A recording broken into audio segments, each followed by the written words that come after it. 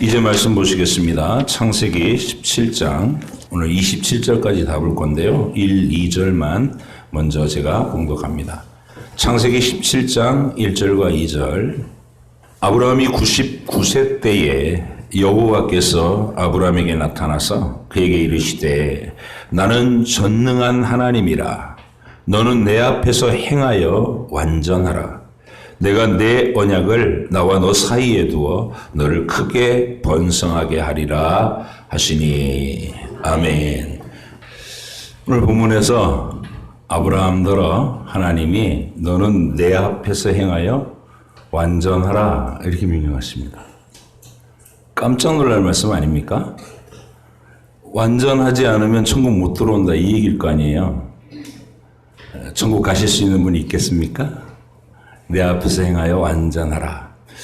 우리 주님 명령하시는 이 명령은 도덕적으로 완전해야 천국 올 수 있다 그 얘기가 아니고 믿음의 고백에 완전하라고 명령하는 내용입니다. 왜냐하면 뒤에 할례 언약을 세워서 도덕주의가 아닌 착한 일을 온전하게 해서 우리가 자격을 얻을 수 있다는 것이 아니라 하나님의 약속에 의해서만 구원받을 수 있다는 것을 알려주시기 때문입니다. 하나님께서는 아브라함이 86세 때 하나님의 뜻을 이루어드리겠다고 힘써 낳아놓은 이스마엘 그 아들에 대해서 가타부타 말씀하지 않으신 채로 13년이라는 세월이 더 지나가게 하셨습니다. 그리고 아브라함의 99세 오늘 이 본문에 이르러서야 중요한 계시를 이해시키기 위해서 다시 그에게 말씀을 주신 겁니다. 이때 아브라함의 몸은 자녀를 생산하는 일에 대해서는 완전히 죽은 자와 방불했고 사라의 몸도 이미 생리가 끊겼습니다. 자식을 낳을 수 없다는 상태인 거예요. 자연적인 조건으로는 하나님이 약속하신 후손을 낳을 가능성이 사라져버린 겁니다. 하나님께서는 그제서야 나타나셔서 아브라함 평생에 반복해서 해주시던 바로 그 구원 언약을 다시 재확인시켜주고 계시는 겁니다. 3절로 8절까지를 마저 또 읽겠습니다. 시작. 아브라함이 엎드렸더니 하나님이 또 그에게 말씀하여 이르시되 보라 내 언약이 너와 함께 있으니 너는 여러 민족의 아버지가 될지라. 이제 후로는 내 이름을 아브람이라 하지 아니하고 아브라함이라 하리니 이는 내가 너를 여러 민족의 아버지가 되게 함이니라. 내가 너로 심히 번성하게 하리니 내가 내게서 민족들이 나게 하며 왕들이 내게로부터 나오리라. 내가 내 언약을 나와 너 및 내 대대 후손 사이에 세워서 영원한 언약을 삼고 너와 내 후손의 하나님이 되리라. 내가 너와 내 후손에게 네가 거류하는 이 땅 곧 가나안 온 땅을 주어 영원한 기업이 되게 하고 나는 그들의 하나님이 되리라. 이렇게 말씀을 시작하신 거예요. 처음 아브라함을 갈대아 우르에서 불러내시던 그 시점부터 주셨던 약속의 내용에 조금 더 추가된 것이 있다면 그와 그의 아내의 이름을 갑자기 바꿔주신다는 겁니다. 99세 때 아브람이라는 이름은 높은 아버지라는 개인적인 이름입니다. 그 개인적인 이름을 열국의 아비 이렇게 바꿔요. 아브라함이라고 바꿔라. 그리고 15절에 또 뒤에 보면 사레라는 이름은 나의 왕후, 개인적인 이름입니다. 나의 왕후. 그런데 그 이름을 나의라는 소유격을 빼고 그냥 사라, 왕후 이렇게 부르겠어요. 그래서 그들의 개인적이고 작은 범주의 이름을 많은 민족의 아버지, 어머니라는 뜻으로 바꿔주시는 거예요. 그렇게 해서 하나님이 지금 아브라함과 사레를 통해서 이루시려는 일이 그 가정의 개인적인 축복을 주려는 게 아니고 그들의 언약의 믿음을 통해서 온 세상 만민들을 구원의 복으로 초대하시겠다는 하나님의 계획을 그렇게 밝혀주신 겁니다. 그러나 이 본문에서 나타나는 이 하나님의 일하시는 그 방식을 우리가 이해하기 어려운 점이 좀 있습니다. 이렇게 어차피 아브라함과 사라를 통해서 후손을 낳게 하실 계획이었다면 하나님께서는 왜 이 두 사람이 한 살이라도 젊었을 때 그들에게 아들을 주시지 않고 그들의 몸이 생식의 능력이 다 사라진 지금에 와서야 그 일을 행하시느냐, 그 점입니다. 사라와 아브라함이 하나님의 뜻을 이루는데 조금이라도 보탬이 되겠다는 일념으로 하갈 여종까지 동원해서 이스마엘을 낳느라고 막 갈등을 겪고 그럴 때 최소한 이 계획을 미리 알려주기라도 하셨으면 그런 곤욕스러운 일들을 안 해도 됐을 거 아니냐는 것이죠.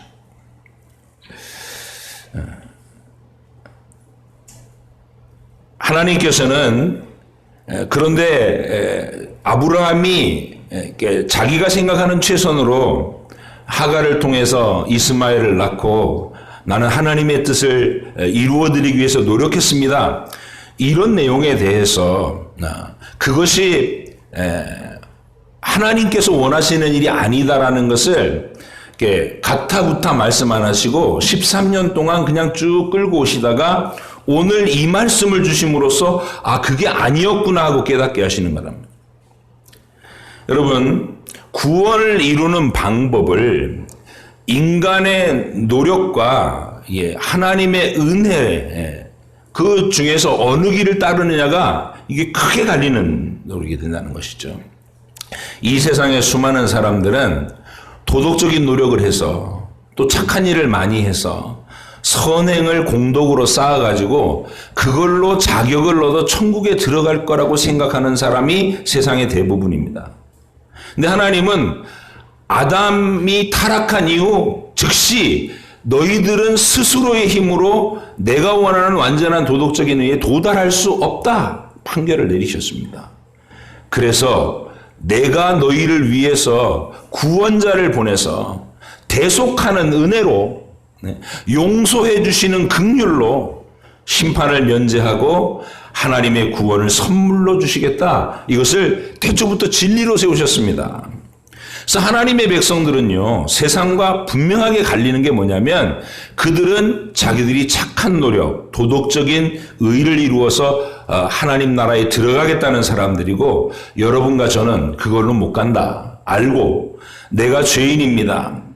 하나님의 용서와 긍휼이 필요합니다. 구세주의 피 흘려주신 속죄가 필요합니다. 이걸 시인하고 믿음으로 받아들인 사람이 구원받은 백성이라는 것이죠. 우리는 이 구원이라는 주제에서 가장 헷갈려하고 못 알아듣는 주제가 이겁니다. 하나님의 백성이 되고 나서도 아브라함처럼 내가 착한 노력을 해서 하나님의 구원에 내 힘으로 참여하는 것이라고 생각을 해요. 아브라함과 사라가 그랬던 것처럼. 그래서 이스마엘을 낳아놓고 하나님의 뜻을 이루어드렸다 이 생각하고 13년이라는 시간을 지나게 되는 것입니다. 그러나 하나님이 세상에 베푸시려는 구원은 우리의 노력과 공로에 대한 보상으로 주시는 것이 아니고 전적으로 하나님의 은혜로 불쌍히 여겨주시는 사랑으로 입혀주시고 그 가치가 너무나 커서 값을 매길 수 없기 때문에 무상의 선물로 주신다는 것이 진리의 핵심입니다. 우리는 구원을 선물로 받는 것입니다. 그래서 이거를 알려주시기 위해서 아브라함의 몸이 생식의 능력이 사라지고 사라의 경수가 끊길 때까지 하나님께서 기다리게 하셨다는 겁니다. 오늘 창세기 본문에서는 그렇게 하신 후에 이런 가르침을 더 분명하게 아브라함의 몸에다 새겨주시기 위해서 한 가지 예식을 더하게 하시는 할례의 예식을 명령하는 내용이 나옵니다. 할례라는 것은 하나님이 언약이 성취돼서 우리가 구원받을 수 있는 것은 아브라함이 86세 때 자신의 육체의 능력으로 여종을 통해서 이스마엘을 낳아놓는 것 같은 인간적인 능력과 노력에 의해서 이루어지는 것이 아니고 철저하게 하나님의 약속에 의해서만, 하나님의 은혜에 의해서만 선물로 주어지는 것이다 라는 것을 예식으로 표현하는 겁니다. 그것도 그냥 한번 지나가고 마는 예식이 아니라 몸에다가 새기라는 겁니다. 그래서 우리는 내 능력으로 후손을 낳아서 하나님의 약속을 이루는 것이 아니고 하나님의 능력으로만 구원을 얻을 수 있습니다. 이렇게 고백하기 위해서 상징적으로 아브라함 가문에 태어나는 모든 아들들은 태어난 지 8일 만에 생식기에 표피를 베어내도록. 그래서 이 말은 의식으로서 하니까 상징의 의미는 생식기를 잘라낸다는 의미입니다. 그래서 우리의 육체의 능력으로는 불가능합니다. 그 고백을 몸에 새기라는 뜻입니다. 자, 그 예식을 어떻게 명령하시는지 9절로 14절 같이 읽어보시겠습니다. 시작. 하나님이 또 아브라함에게 이르시되 그런즉 너는 내 언약을 지키고 네 후손도 대대로 지키라. 너희 중 남자는 다 할례를 받으라. 이것이 나와 너희와 너희 후손 사이에 지킬 내 언약이니라. 너희는 포피를 베어라. 이것이 나와 너희 사이의 언약의 표징이니라. 너희의 대대로 모든 남자는 집에서 난 자나 또는 너희 자손이 아니라 이방 사람에게서 돈으로 산 자를 막론하고 난 지 8일 만에 할례를 받을 것이라. 너희 집에서 난 자든지 너희 돈으로 산 자든지 할례를 받아야 하리니 이에 내 언약이 너희 살에 있어 영원한 언약이 되려니와 할례를 받지 아니한 남자 곧 그 포피를 베지 아니한 자는 백성 중에서 끊어지리니 그가 내 언약을 배반하였음이라. 이 예식은 아브라함의 몸에서 태어난다고 해서 다 무조건 아브라함의 후손이 되는 것이 아니고 반드시 이 고백, 즉 구원을 이룸에 있어서 우리의 무능력함을 인정하고 오직 하나님께서 세상에 보내실 그리스도를 통해 주시는 구원을 믿음으로 바라보는 사람만, 그 믿음으로 구주를 영접하는 사람에게만 아브라함의 후손이 되는 자격을 주시겠다. 그 뜻입니다. 그렇기 때문에 할례라는 것은 단순히 우리 몸에 생식기의 표피를 태어나서 8일 만에 제거했다고 잘랐다고 진리에 도달한 게 아닙니다. 태어난 지 8일 만에 부모에 의해서 행해지는 이 믿음의 표시는 본인들이 성장해서 그 내용과 의미를 분명히 이해하게 됐을 때 자기들도 하나님의 거룩한 언약을 통해서 믿음으로 구원받는다는 것을 고백함으로써 그 의미가 완성되는 겁니다. 선지자들은 그런 사실을 마음의 할례라는 말로 일깨웁니다. 유대인으로 태어나서 자동적으로 몸에 할례를 받은 사람일지라도 오직 내 능력이 아니라 하나님의 은혜로만 구원받을 수 있다는 믿음을 고백함으로써 마음이 그 구원을 의지하는 믿음으로 변화되는 것, 그게 마음의 할례라 그 말입니다. 할례가 이런 의미를 담고 있기 때문에 이 예식은 저와 여러분이 받는 성부와 성자와 성령의 이름으로 받는 신약의 세례와 동일합니다. 오늘날도 믿는 자의 가정에서 태어난 유아들은 유아기 때 우리가 유아 세례를 줍니다. 그리고 또 믿은 지 얼마 안 되는 초신자가 기초 교리 교육을 받고 예수님을 영접하겠습니다. 예수님을 믿습니다. 믿음을 고백하면 바로 세례를 줍니다. 그런데 이 세례를 받았다고 해서 천국 가는 것이냐? 그것은 아닙니다. 이 세례는 의식일 뿐이고 진짜 세례는 뭐냐면 우리의 도덕적인 노력으로 하나님의 기준을 통과할 수 없습니다. 나는 죄인일 뿐입니다. 나는 그리스도의 보혈로, 그리스도의 대속의 공로로 죄를 덮고 가려주시고 용서해 주시는 은혜로만 구원받을 수 있습니다. 이 믿음의 고백이 천국 가게 하는 것이다. 세례는 그 고백이 내 안에서 이루어졌다는 것을 사람들이 다 볼 수 있게 예식으로 표현한 것뿐이라는 것이죠. 그래서 겉으로 받는 세례가 진짜 세례가 되려고 하면 마음으로 진정한 믿음의 고백에 도달해야 된다, 그 뜻입니다.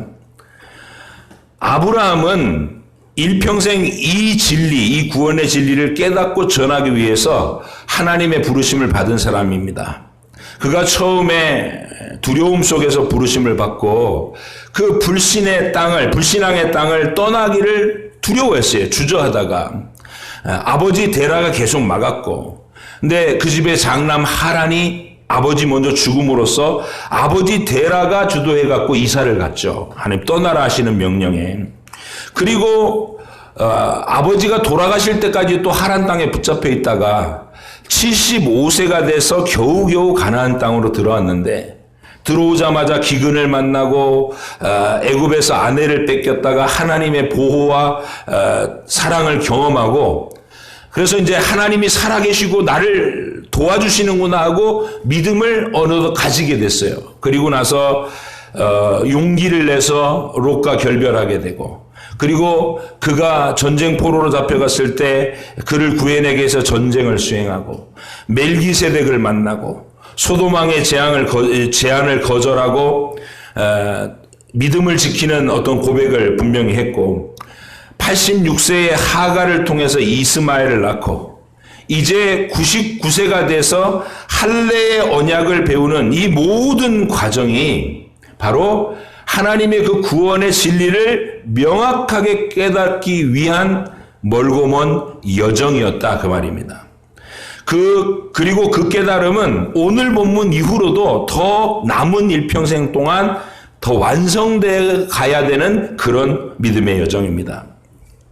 하나님께서는 아브라함에게 완전한 순종을 요구하시면서 이 할례를 명령하십니다. 그리고 사레의 이름을 사라로 바꾸시면서 바로 그 사라가, 생리가 멈춘 사라가 90세가 되면서 아들을 낳을 거라는 놀라운 선언을 해주시면서 이 약속의 말씀을 진행시키는 겁니다. 하지만 아브라함은 이 약속의 가치와 의도를 아직 정확하게 알아듣지 못하는 그런 한계를 보입니다. 15절로 22절까지 또 한번 읽어보도록 하시겠습니다. 시작. 하나님이 또 아브라함에게 이르시되 내 아내 사레는 이름을 사레라 하지 말고 사라라 하라. 내가 그에게 복을 주어 그가 네게 아들을 낳아주게 하며 내가 그에게 복을 주어 그를 여러 민족의 어머니가 되게 하리니 민족의 여러 왕이 그에게서 나리라. 아브라함이 엎드려 웃으며 마음속으로 이르되 100세 된 사람이 어찌 자식을 낳을까? 사라는 90세니 어찌 출산하리요 하고 아브라함이 이에 하나님께 아뢰되 이스마엘이나 하나님 앞에 살기를 원하나이다. 하나님이 이르시되 아니라 내 아내 사라가 내게 아들을 낳으리니 너는 그 이름을 이삭이라 하라. 내가 그와 내 언약을 세우리니 그의 후손에게 영원한 언약이 되리라. 이스마엘에 대하여는 내가 네 말을 들었나니 내가 그에게 복을 주어 그를 매우 크게 생육하고 번성하게 할지라. 그가 12두령을 낳으리니 내가 그를 큰 나라가 되게 하려니와 내 언약은 내가 내년 이 시기에 사라가 내게 낳을 이삭과 세우리라. 하나님이 아브라함과 말씀을 마치시고 그를 떠나 올라가셨더라. 아멘.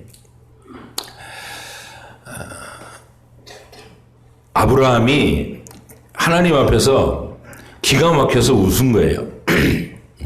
아니 왜 100살에 애를 낳으라고 하십니까? 그러려면 진작 주시든가. 그래서 이제 아브라함이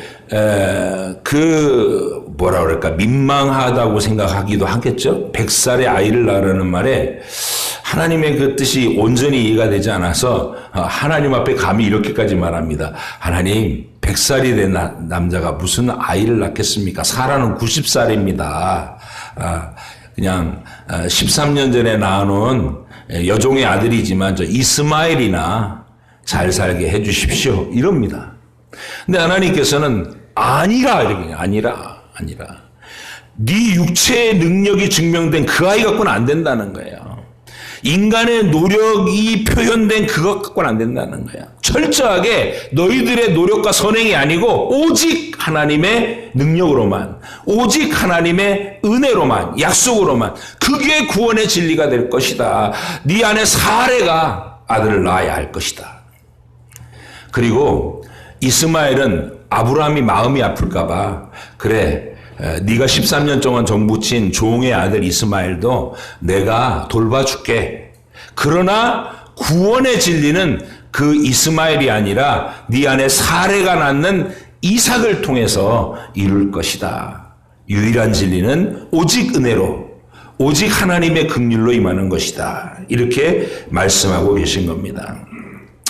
자, 아브라함은 아직 어리벙벙한 채로 이 말씀의 의미를 다 알지 못한 채로 이제 온 그 장막 안에 있는 모든 남자를 불러다가 할례를 시행하게 됩니다. 23절로 27절 마저 읽고 마무리하겠습니다. 시작. 이에 아브라함이 하나님이 자기에게 말씀하신 대로 이날에 그 아들 이스마엘과 집에서 태어난 모든 자와 돈으로 산 모든 자, 곧 아브라함의 집 사람 중 모든 남자를 데려다가 그 포피를 베었으니 아브라함이 그의 포피를 벤 때는 99세였고 그의 아들 이스마엘이 그의 포피를 벤 때는 13세였더라. 그날에 아브라함과 그 아들 이스마엘이 할례를 받았고 그 집의 모든 남자, 곧 집에서 태어난 자와 돈으로 이방 사람에게서 사온 자가 다 그와 함께 할례를 받았더라. 아멘. 여러분, 여기서 할례를 받은 모든 사람이 다 구원을 받았습니까? 그거 아니에요. 이건 몸에 새긴 흔적일 뿐이라고 그랬죠. 진짜 할례는 어디에 받아야 된다고요? 그 할례 예식이 의미하는 진리가 뭔지를 깨닫는 사람이 구원받는 거예요. 그래서 할례를 받았다고 구원을 받은 게 아니라 진리를 깨달은 사람이 구원받는 거예요. 믿음을 가지는 사람. 우리는 신약 성경을 통해서 아브라함이 걸어간 그 인생 행로의 목적이 바로 세상에 보내실 그리스도를 만나는 일이었다는 것을 분명히 알게 됩니다.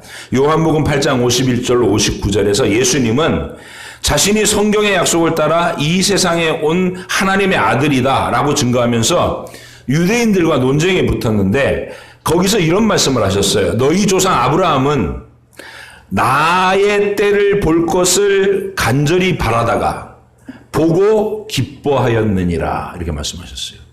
유대인들이 깜짝 놀라서 네가 50살도 못 됐는데 우리 조상 아브라함을 봤느냐? 이렇게 물었죠. 예수님이 너희 조상 아브라함이 태어나기도 전에부터 내가 존재하느니라 이렇게 얘기해서 그래서 막 사람들이 돌로 치댔던 그런 사건을 기억하실 겁니다. 여러분, 아브라함이 이 구원의 진리를 온전히 이해하게 되는 데는 더 시간이 흘러야 돼요. 그래서 이삭이 청년으로 성장했을 때, 그럼 청년으로 성장하려면 청소년 내지 청년으로 성장하려면 최소한 15년 내지 20년 더 흐른 다음에 하나님이 느닷없이 100살에 태어난 그 아이를 하나님이 지시하시는 모리아 산에 데리고 가서 번제로 바치라는 명령을 내립니다. 그래서 그 번제로 바치는 일을 수행하기 위해서 아들을 데리고 그 산에 올라가서 막 아들을 잡으려고 하는데 하나님이 멈추게 하시고 그 죽을 아들 대신 수풀에 뿌리 걸린 수양을 대신 제물로 삼아서 죽게 하시고 이렇게 말씀하십니다. 바로 이 장소에서 온 세상 만민을 구원해내기 위한 내 영원한 아들이 피 흘려 죽으실 그 속죄가 이루어질 것이다. 바로 이 산에서 그 일이 이루어질 것이다. 그래서 아브라함이 그 진리를 깨닫고 그렇군요 하고 그 산의 이름을 여호와께서 이 산에서 준비하신다 뜻으로 여호와 이레라 정했다 그 말이죠. 귀한 여러분, 우리도 아브라함처럼 복음을 듣고 이게 세례를 받을 때까지만 해도 내가 세례받는 이 의식이 어떤 의미를 가지고 있는지 제대로 잘 모른 채로 얼떨결에서 왔습니다. 누구나 다 그래요. 심지어는 그냥 수천 명을 군대에서 이렇게 병영 세례식을 한다고 쫙 세워놓고 목사님들도 수십 명이 가고 쫙 서가지고 한 명씩 그냥 지나가면서 성부와 성자와 성령의 이름으로 세례를 주고 이렇게도 세례를 줘요. 세례 예식 자체가 중요한 게 아니라 그렇게 세례 받은 다음에 태어난 지 8일 만에 할례를 행하는데 그 아이가 태어난 지 8일 만에 할례 행한 거를 뭐 알기나 했겠어요? 태어나 보니까 할례가 돼 있다는 거죠. 그러면 그의 일평생 이렇게 되는 겁니다. 이게 무슨 표시야? 왜 우리는 딴 이방 사람들하고 몸이 달라? 이렇게 물을 거 아니에요. 그러면 아버지 된 부모 세대가 그 의미를 설명해 주는 겁니다. 그것은 우리의 노력과 우리의 의로는, 도덕적인 노력으로는 하나님의 나라에 들어갈 수 없고 오직 하나님의 약속에 의해서만, 오직 하나님의 은혜에 의해서만, 이 세상에 보내실 구세주의 피 흘려 죽으시는 그 속죄를 통해서만 우리가 구원을 받을 수 있다는 진리의 표시를 네 몸에 새긴 거란다. 이렇게 가르쳐줘야 된다는 거예요. 그러면서 그 아이가 성장해 가면서 그 진리를 온전히 깨닫게 됐을 때 그 아이가 비로소 진짜 아브라함의 후손, 구원받은 하나님의 백성이 된다, 그 뜻입니다. 여러분과 저도 세례받을 때는 다 온전히 깨닫지 못했었지만 여러분들이 믿음 안에서 세례받고 난 이후에 믿음 안에서 하루하루 살아가면서 인간이 착한 결심, 내가 착하게 살아야지 이렇게 결심할 때 그것이 얼마나 허망하며 얼마나 허물투성이며 얼마나 쉽게 무너지는지를 스스로가 처절하게 깨닫고 나서 이 세상이 정의를 부르짖고 도덕적으로 착하게 살자고 다들 얘기해도 그건 다른 사람한테 가르칠 때는 그렇게 하고 자기는 뒤로 다 자기 입속을 챙기는, 내로남불의 세상이구나. 도덕주의, 공로주의, 선행주의의 한계는 여기구나. 절실히 깨닫고 우리는 우리의 도덕적인 노력으로는 천국의 자격을 획득할 수 없습니다. 나는 죄인입니다. 하나님의 아들 예수님이 십자가의 위에서 흘리신 그 속죄의 피가 나를 씻기고 하나님의 약속이 나를 불쌍히 여겨서 우리의 수치스러운 죄의 허물을 덮고 가려주실 때 우리가 예수님의 공로로만 구원받을 수 있습니다. 주님을 의지합니다. 내게 은혜를 베푸셔서 이 구원에 참여하게 해주십시오. 이 간절한 고백에 동참할 때 우리가 천국 백성이 되는 겁니다. 그 다음에 그 구원해 주신 은혜에 감사해서 도덕적인 노력을 하는 겁니다. 하나님이 주신 구원에 걸맞게 행동하기 위해서 오늘도 최선을 다해 하나님이 기뻐하시는 일을 하나라도 해보기 위해서 비록 서툴지만 매일 실패하고 흠결이 있지만 끊임없이 노력해서 착한 일을 하려고 하고 하나님의 명령을 이루려고 하는 것, 우리는 그런 노력을 하는 자들입니다. 구원을 얻기 위해서 노력하는 것이 아니라 구원은 선물로 받았고 예수님의 보혈로 받았고 그 구원받은 감격과 사랑으로 하나님을 기쁘시게 하고 이웃을 복되게 하기 위해서 최선을 다하는 하루하루를 살아가는 귀한 여러분이 되시기를 주의 이름으로 부탁드립니다. 세상 사람들은 내로남불에 빠지지만 우리는 매일 죄를 자백합니다. 하나님, 오늘도 최선을 다했지만 부족했습니다. 오늘도 최선을 다했지만 허물이 있습니다. 주님, 내가 자백하오니 씻어주시고 내일도 또 주의 이름으로 노력하게 하옵소서. 죽을 때까지 이 노력을 멈추지 않는 진짜 하나님의 백성, 아브라함의 후손, 구원받은 사람으로 여러분의 하루하루가 겸손한 사랑으로 가득 채워지시기를 축복합니다. 기도하겠습니다.